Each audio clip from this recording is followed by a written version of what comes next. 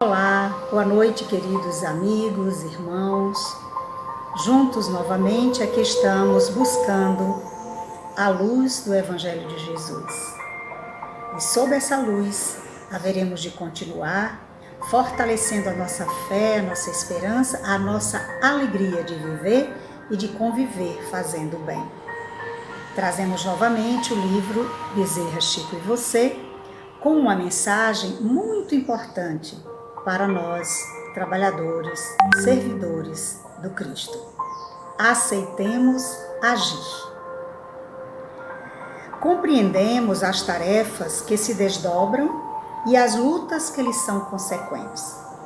Pudéssemos e tudo faríamos para que as dificuldades materiais desaparecessem, dando lugar às realizações imediatas que os nossos planos de trabalho vão sugerindo.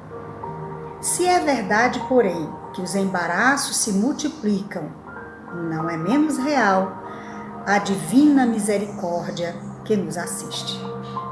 Confiemos no Senhor. Articulemos a silenciosa linguagem do serviço e o serviço falará em silêncio por nós a todos aqueles corações que refletem a bondade do Mestre. Guardemos a tranquilidade operosa. Edifiquemos cooperação. Levantemos bases de amor. Em razão disso, acreditamos agir acertadamente, aconselhando serenidade edificante em quaisquer serviços novos. Calma e fé viva, que nos assegurem solidez e compreensão, segurança e paciência. Confiemos em Jesus e trabalhemos sempre. No clima do silêncio mental e da oração íntima, estaremos mais juntos.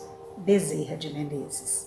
Essa mensagem foi psicografada por Francisco Cândido Xavier, recebida em 26 de abril de 1958.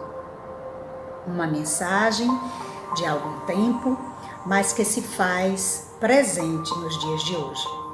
É preciso que confiemos em Jesus, é preciso que unamos as nossas mãos no trabalho do bem e que não deixemos nos desfalecer nesse momento em que precisamos estar sempre unidos. Que tenhamos uma noite de paz, uma noite de luz e de muito aprendizado com as mensagens que serão proferidas nesta noite. Paz e luz a todos. Minutos de sabedoria. Os conselhos ajudam a dúvida, mas não se esqueça de que a solução de nossos problemas está dentro de nós mesmos, na voz silenciosa da nossa consciência, que é a voz de Deus dentro de nós. Não se deixe enganar, só você será o responsável pelo caminho que escolher. Ninguém poderá prestar contas por você. Procure, portanto, viver acertadamente, de acordo com a sua consciência. Meus irmãos, aí está tudo que nós precisamos saber. As nossas escolhas dependem de nós mesmos. Portanto, coloquemos dentro do nosso coração Deus. Ele sempre está presente em todo o nosso pensamento, em todas as nossas consciências. Que possamos, então, agradecer a Ele por Ele estar conosco, por Ele nos dar essa voz silenciosa que sai da nossa consciência.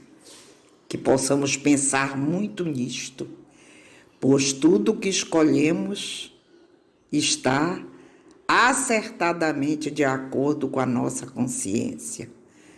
Portanto, pensemos muito em Jesus, para que Ele possa estar sempre dentro de nós e saber que nós vamos escolher o certo, porque Deus Ele é único, Ele é supremo e está dentro de nós. Que assim seja.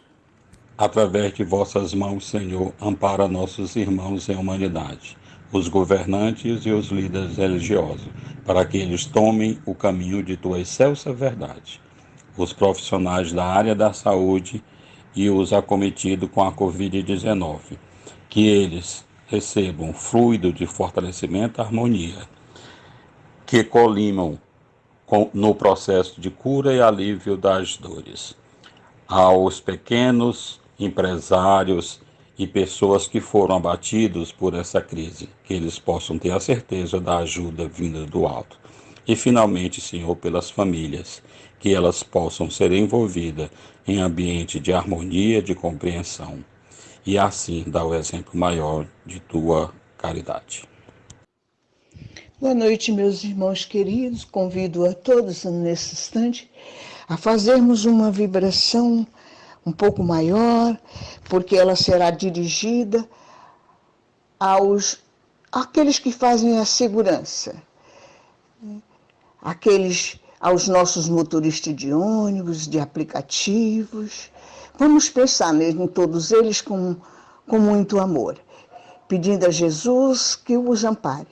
Vamos pensar também naqueles que vivem em situação de rua, para que o alimento deles possa chegar de mãos caritativas ou ter continuidade a este recebimento. Pedimos pelos aqueles que fazem a limpeza, que tanto se expõem, e também pelos nossos coveiros, que Jesus os ampare, dando-lhes a proteção necessária para que eles não venham a ser infectados e que possam resistir a todo este período protegidos por este amor maior. Que assim seja. Boa noite, irmãos.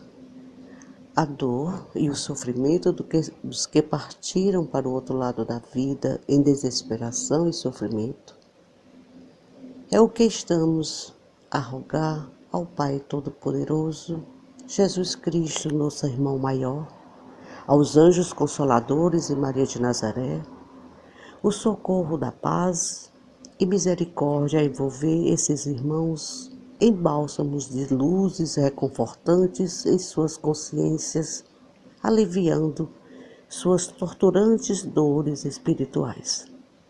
Na certeza do amparo celestial, gratidão eterna. Assim seja e será. Boa noite, irmãos e irmãs. Nesta evangeloterapia realizada diariamente, cada página lida é um remédio, cada lição, uma cirurgia interior, realizado com o bisturi do amor. Além da cura de corpos, esta obra, cuja leitura vem sendo feita, enseja a visão de caminhos para curar as nossas emoções, tendo Jesus como o mais eficiente terapeuta que a humanidade conheceu. Submetendo-nos a esta evangeloterapia, nossa vida será rica de bênçãos espirituais em prol da saúde, da paz e da harmonia com Jesus, que assentou ser o caminho, a verdade e a vida. Neste capítulo 11, intitulado A Cura Real, o autor José Carlos de Luca inicia a lição terapêutica do Evangelho citando um trecho da obra A Doença como Caminho, da editora Cultrix, dos autores Deta Lafenson e Rudger Daniken, que disseram: se a consciência de uma pessoa se desequilibra, o fato se torna visível e palpável na forma de sintomas corporais. Por isso é uma insensatez afirmar que o corpo está doente. Só o ser humano pode estar doente, No entanto, esse estar doente se mostra no corpo como um sintoma. Quando a tragédia é representada no palco, não é o palco que é trágico, mas a peça teatral. Então, o texto de hoje, capítulo 11, Cura Real, diz logo em seguida: não trate apenas dos sintomas, tentando eliminá-los, sem que a causa da enfermidade seja também extinta. A cura real somente acontece do interior para o exterior, do cerne para a forma transitória. Sim, diga a seu médico que você tem dor no peito, mas diga também que sua dor é a dor de tristeza, é dor de angústia. Conte a seu médico que você tem azia, mas descubra o motivo pelo qual você, com seu gênio, aumenta a produção de ácidos no estômago. Relate que você tem diabetes. No entanto, não se esqueça de dizer também que não está encontrando mais doçura em sua vida e que está muito difícil suportar o peso de suas frustrações. Mencione que sofre de enxaqueca, todavia, confesse que padece com seu perfeccionismo, com autocrítica, que é muito sensível à crítica alheia e demasiadamente ansiosa.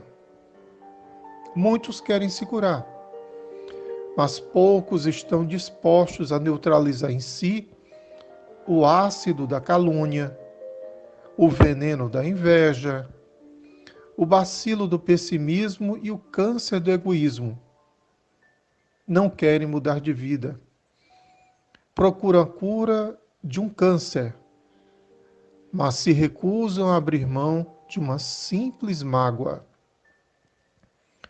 Pretendem a desobstrução das artérias coronárias, mas querem continuar com o peito fechado pelo rancor e pela agressividade.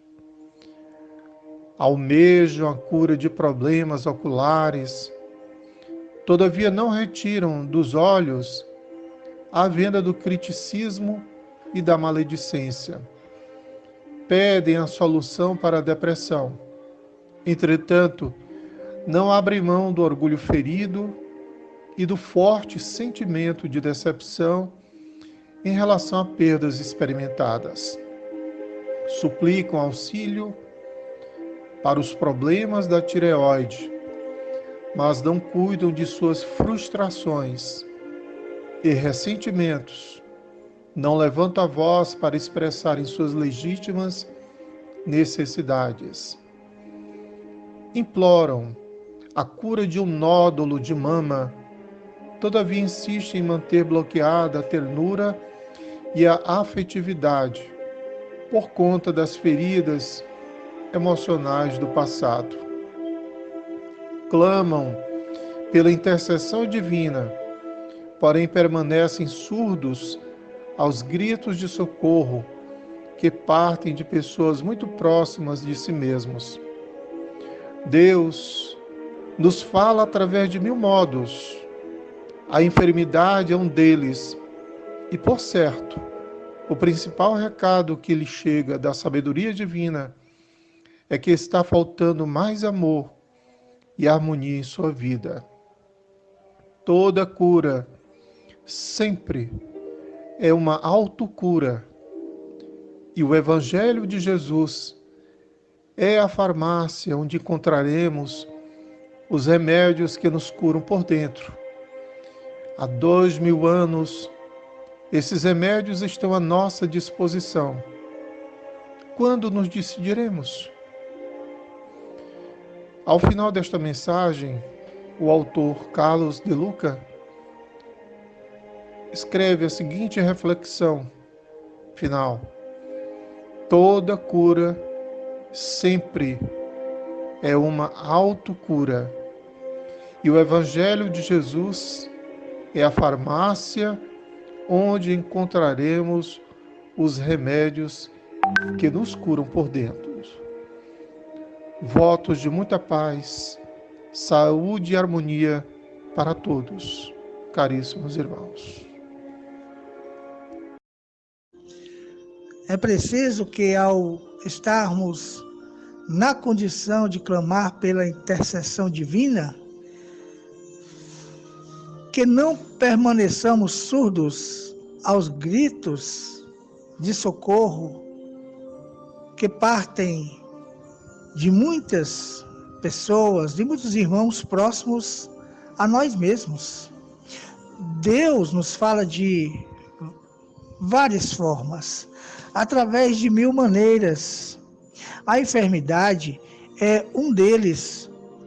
E, por certo, o principal recado que lhe chega da sabedoria divina é que está faltando mais amor e harmonia em nossas vidas.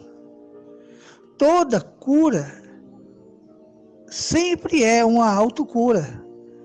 E o Evangelho de Jesus é a farmácia onde encontraremos os remédios que nos curam por dentro. Não devemos esquecer de que há 2000 anos esses remédios estão à nossa disposição. E quando vamos realmente nos decidir, devemos nunca esquecer que Jesus é o caminho, a verdade e a vida. Muita paz. Boa noite, meus irmãos. Que a paz do Senhor esteja com todos nós. E prosseguindo nessa vibração, farei uma breve reflexão do item de hoje, que é Cura Real, do livro O Médico Jesus. Eu diria que é preciso eliminar as causas para buscar a cura.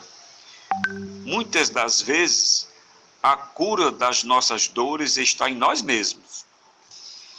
E aproveitando, com o auxílio de São Francisco de Assis, no livro Santo Relutante, que ele diz: é necessário certo domínio sobre as inclinações da carne para que floresça a vida espiritual. E aproveitando o trecho da mensagem de hoje, onde diz: a cura real somente acontece do interior para o exterior, do cerne, quer dizer, do íntimo para a forma transitória. Eu diria que a mágoa, o ressentimento, o julgar, o egoísmo são dores, são males que só serão expurgados e neutralizados pela prática do bem, da harmonia interior, do pensar edificante, da oração consciente, da fé raciocinada. Aproveito ainda o trecho do livro Vinha de Luz, item Sem Desfalecimento, que diz: o mal extenua o espírito, mas o bem revigora sempre. É bom que reflitamos que só clamar pela intercessão divina não irá amenizar as dores e aflições da vida. É preciso não nos esqueçamos que a prática do bem e da caridade devem começar no seio da família, confortando os aflitos, amparando os caídos, ensinando e aprendendo a prática do Evangelho de Nosso Senhor Jesus Cristo com a família. E diz o apóstolo Paulo, no Coríntios capítulo 12, versículo 9, a graça de Deus basta. Boa noite, meus irmãos. Boa noite a todos. No texto Cura Real, nós podemos entender que a ideia do orai e vigiai se adequa, porque ele vai falar de uma consciência desequilibrada. Quando nossa consciência está nessa situação, é porque nós estamos invigilantes. Então essa invigilância, ela também causa doença, né? E quando a doença chega ao corpo, é porque ela já atingiu a alma. E aí o remédio industrializado, o remédio caseiro, ele realmente vai curar o corpo, na maioria das vezes. Mas e o espírito? Né? Então, o texto está bem claro, quando ele diz que nós temos que reconhecer nossas enfermidades, falar delas, né? Tomar consciência que elas existem e procurar a cura. E uma das maneiras que a gente pode fazer isso é abrindo mão dos velhos hábitos e de vícios que ainda nos adoecem, né? E o que é interessante é quando ele fala que a doença, né, a enfermidade em si, é uma maneira que Deus usa para falar conosco, para dizer, você tem que ter uma vida mais harmonizada, você precisa amar mais, né? E existe a cura. Olha o Evangelho do Cristo, né? Caracterizado como uma grande farmácia e que lá você encontra remédio para a doença da alma. Então que todos nós saibamos buscar essa farmácia, né? Não só para nós, mas também para os outros, que nós ajudamos e muitas vezes nos esforçamos para aliviar também as dores da alma. Muita paz a todos. Boa noite, irmãos. Capítulo 3. Há muitas moradas na casa do meu Pai, instruções dos espíritos, mundos inferiores e mundos superiores. A classificação de mundos inferiores e mundos superiores nada tem de absoluta, é antes relativa. O mundo é inferior ou superior em relação aos que estão abaixo ou acima de si na escala do progresso. Com a Terra sendo tomada como termos de comparação, podemos fazer uma ideia do estado de um mundo inferior, supondo que nele o homem esteja no estado das raças selvagens ou das nações bárbaras que encontramos na sua superfície e que são os resíduos de seu estado primitivo. Nos mais atrasados, os seres que os habitam são os de algum modo rudimentares. Eles têm a forma humana, mas sem nenhuma beleza. Os instintos neles não são temperados por nenhum sentimento de delicadeza ou de benevolência, neles pelas noções do justo e do injusto. Só a força bruta neles faz a lei. Sem indústrias, sem invenções, os habitantes dedicam sua vida à conquista do seu alimento. Entretanto, Deus não abandona nenhuma de suas criaturas. No fundo das trevas da inteligência jaz latente a vaga intuição de um ser supremo, mais ou menos desenvolvido.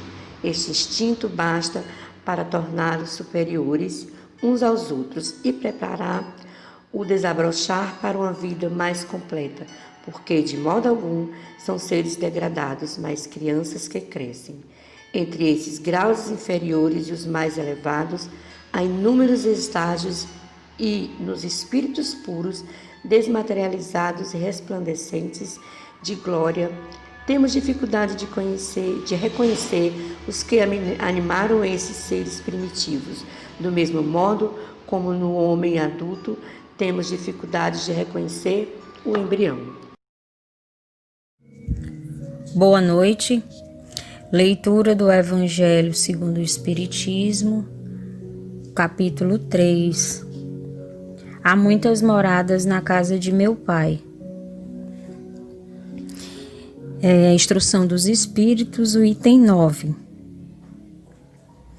Nos mundos que atingiram um grau superior, as condições da vida moral e material são bem outras que as de sobre a terra. A forma do corpo é sempre, como por toda parte, a forma humana mais embelezada, aperfeiçoada e, sobretudo, purificada. O corpo nada tem de materialidade terrestre e não está, por conseguinte, sujeito nem às necessidades, nem às doenças, nem às deteriorações que engendram a predominância da matéria. Os sentidos mais delicados têm percepções que a grosseria dos órgãos sufocam neste mundo. A leveza específica dos corpos torna a locomoção rápida e fácil, em lugar de se arrastar penosamente sobre o solo. Ele desliza e, por assim dizer, na superfície, ou plana na atmosfera sem outro esforço senão o da vontade, a maneira pela qual se representam os anjos, ou pela qual os antigos imaginavam os manes nos campos elíseos. Os homens conservam à vontade os traços de suas migrações passadas e aparecem aos seus amigos tal como os conheceram, mais iluminados por uma luz divina, transfigurados pelas impressões interiores, que são sempre elevadas. Em lugar de rostos pálidos, devastados pelos sofrimentos e pelas paixões, a inteligência e a vida irradiam esse clarão que os pintores traduziram pelo nimbo ou auréola dos santos. A pouca resistência que a matéria oferece aos espíritos já muito avançados torna o desenvolvimento dos corpos mais rápido e a infância curta ou quase nula. A vida isenta de inquietações e de angústias é proporcionalmente muito mais longa que sobre a terra. Em princípio, a longevidade é proporcional ao grau de adiantamento dos mundos. A morte não tem nada dos horrores da decomposição. Longe de ser um objeto de pavor, ela é considerada como uma transformação feliz, porque a dúvida sobre o futuro não existe. Durante a vida, não estando a alma encerrada na matéria compacta, irradia e goza de uma lucidez que a coloca num estado quase permanente de emancipação e permite a livre transmissão do pensamento. Fiquemos em paz. O Evangelho, capítulo 8 e capítulo 9, nos remete a uma reflexão que a casa do Pai existe muitas moradas, onde espíritos de níveis diferentes, em termos de materialização, em termos de moral e em termos de intelectualidade. Nos mundos inferiores, ainda o mal predomina, seja pela característica do mal em si,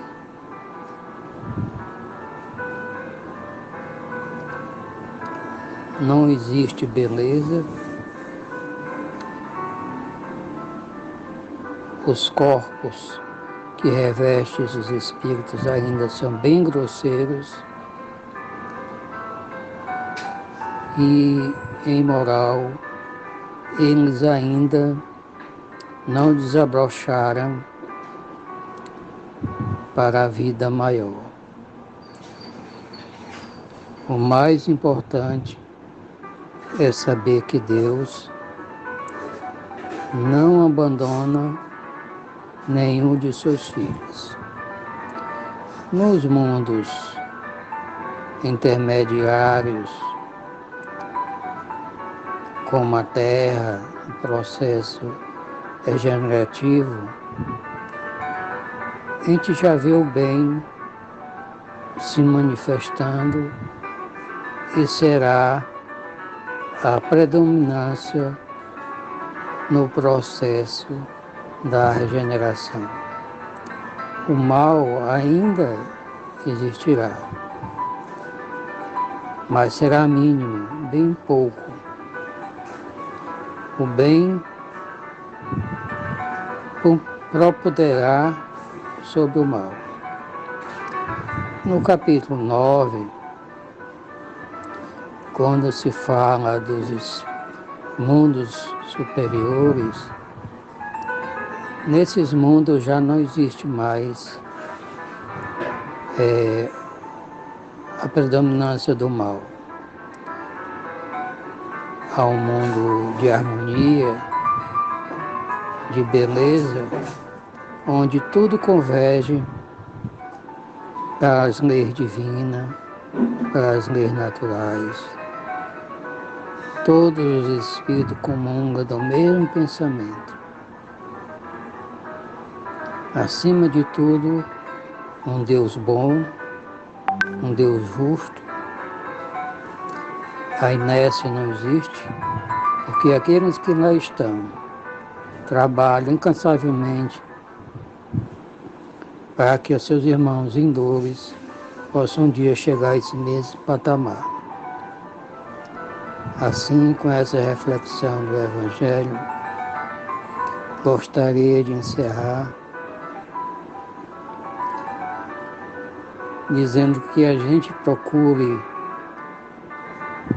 conservar esse estado de céu interior, que possamos materializar dentro de nós este novo mundo, um mundo onde o pensamento norteia pelas leis naturais, as leis do amor, da caridade e do bem-estar. Em nome de todos, agradeço a oportunidade e abraço mentalmente todos os companheiros do SEC e dos que participam do Evangelho em radiação. Abraço carinhoso do irmão de sempre, Ari. Boa noite, amigos. Nesse momento pedimos aos amigos espirituais a fluidificação da água, de acordo com as necessidades de cada família. Lembrando as lições de André Luiz, mentalizemos no instante da fluidificação um remédio para a saúde, um calmante, um descongestionante, um complexo vitamínico, etc. Enfim, cada lar irá pedir a fluidificação e mentalizar aquilo que estiver necessitando no momento. E que tomemos o rumo do bem, para as sugestões que nos cheguem reprimindo o mal e procurando conservar o equilíbrio e a paz interior, a benefício de nós mesmos. Boa noite. Meus amigos, que possamos findar a noite com uma pequena reflexão, tentando fazer a passagem da escuridão que vivemos para a luz. Nesses dias que o Brasil é atacado não somente pelo coronavírus, que já abate a população brasileira, mas também está no todo o planeta, cuja doença, além da Covid-19, é uma doença que atende pela alcunha de desamor, da indiferença, da irresponsabilidade, do ódio. Um profundo descaso com o cuidar de gente e da nossa casa planetária, que possamos mudar a rota e sair desse lugar comum. Que sejamos os que revelam o amor e que acalmam as tempestades. Sejamos aqueles que espalham a esperança. Sejamos os que amparam os caídos em qualquer situação que eles estiverem. Sejamos os que não condenam, porque já reconhecem a doença grave de que tantos irmãos estão acometidos. E também o tempo delas. Que acendamos a lâmpada do auxílio fraternal em todas as horas, numa dor, numa lágrima que escorre, de parentes, amigos e de desconhecidos, principalmente os desconhecidos, por quem não temos nenhuma simpatia ou nenhum sentimento de amizade ou de familiaridade. Oremos pelos que perderam a lucidez e se chafurdam no lamaçal pestilento e que coordenam o país neste momento. Oremos pela paz dos que atacam e que possamos abençoar também aqueles que nos perseguem, ou que nos caluniam, ou que nos desprezam. Porque foi isso que nós aprendemos com o Cristo. Neste código de ética universal, que a Terra jamais conheceu de outra forma. Então que possamos adormecer na noite de hoje, lembrando que nós poderemos ser esta lâmpada que se acende no meio desta escuridão. Tenhamos uma noite de paz, uma noite com as atividades beneméritas junto aos espíritos amigos. Muita paz. Minha mãe, onde está Deus? Ora, essa minha filha, Deus está na luz que brilha sobre a terra pelos céus, permanece na alvorada, no vento que embala os ninhos, no canto dos passarinhos, na meiga rosa orvalhada, respira na água cantante da fonte que se desata, no luar de leite e prata está na estrela distante, vive no vale, na serra, onde mais como explicar-te?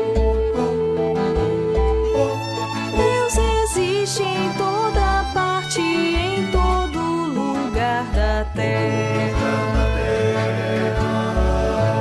Ó mamãe, como senti-lo, bondoso, sombrio e forte. Será preciso que a morte nos conduza ao céu tranquilo. Não, filhinho, ouve a lição. Guarda a fé com que te falo. Só podemos encontrá-lo no templo do coração.